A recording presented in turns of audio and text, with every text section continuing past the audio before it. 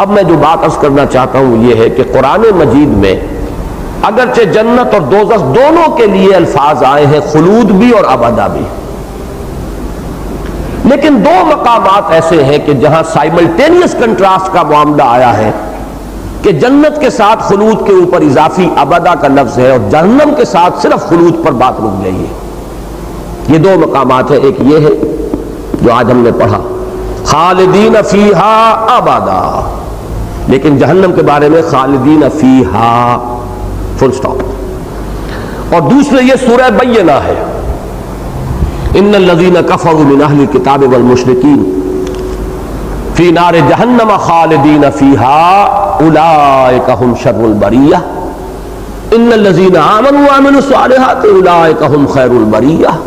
جزاؤہم عند ربہم جنات عدن تجری من تحتہا الانہار خالدین فیہا ابدا رضی اللہ عنہم ورضوا عنہ ذالک لمن خشی ربہ۔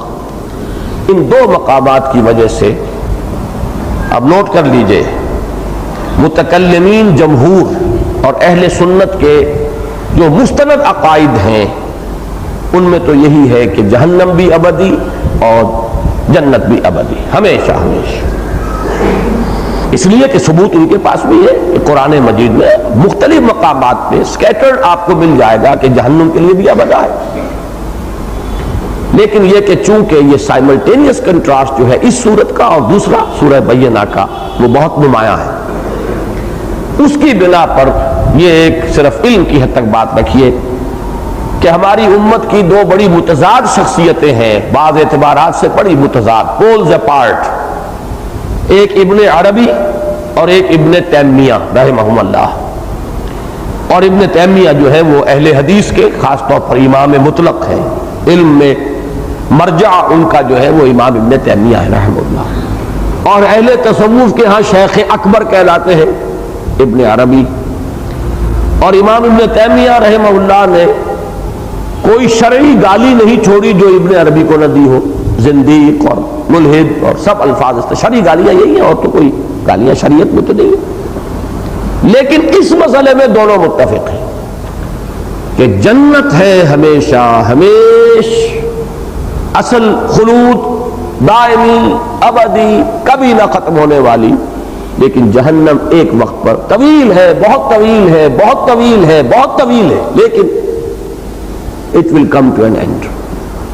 ایک وقت آئے گا کہ وہ ختم ہو جائے گا۔ منطق اور عقل جو ہے وہ اس رائے کے حق میں بہت سا مواد دیتی ہے،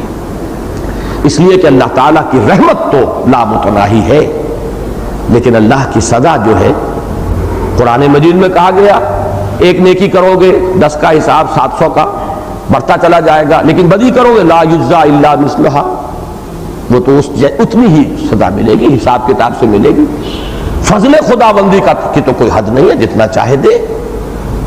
لیکن یہ کہ عقوبت اور سزا وہ تو بہرحال کسی حساب کتاب سے ہونی چاہیے، اور جب گناہ سرزد ہوئے ہیں ایک محدود عالم میں،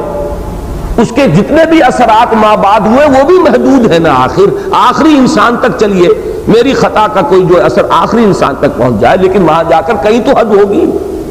لہذا خلود ابدا طوالت ظاہر کرنے کے لیے کتنا ہی اس کو آپ بیان کریں، لیکن عقل اور منطق یہ چاہتی ہے کہ وہ ختم ہو، اور یہ دونوں بزرگ اس کے قائل ہیں، اور کچھ احادیث سے بھی انہوں نے استنباط اور استدلال کیا ہے، لیکن میں نے یہ بات آپ کے لیے علم میں صرف علمی انداز سے میں لے آیا ہوں، کیونکہ یہ مقام تھا اور میں نہیں سمجھتا تھا کہ یہ جو فرق و تفاوت ہے اس کا ذکر کیے بغیر آگے گزروں۔ باقی یہ ہے کہ جو اہل سنت کا عقیدہ ہے عافیت اسی میں ہے، باقی یہ ہے کہ جو اہل سنت کا عقیدہ ہے عافیت اسی میں ہے،